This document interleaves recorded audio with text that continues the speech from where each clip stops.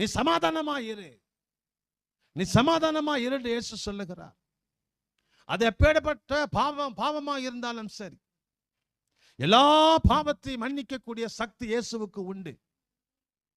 அவர் இந்த நாளிலே உன்னுடைய பாவத்தை மன்னிக்க வல்லமை உள்ளவராக இருக்கிறார். இன்னைக்கு பாவம் நம்முடைய முன்னேற்றத்தை கெடுத்து விட்டது. பாவம் நல்ல நண்பர்களை நம்மை விட்டு பிரித்து விட்டது. பாவம் இன்னைக்கு ஆண்டவரை கூட நம்மை விட்டு பிரித்து விட்டது. Praise the Lord.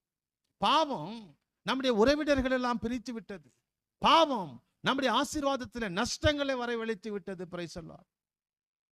இன்றைக்கு யாரெல்லாம் மெய் மனஸ்தாபத்தோடு இயேசுவின் பாதத்திலே நீங்கள் வருகிறீர்களோ, அவர்களுடைய பாவத்தை இயேசு மன்னிப்பார். அவருடைய பாவத்தை இயேசு மன்னிப்பார்.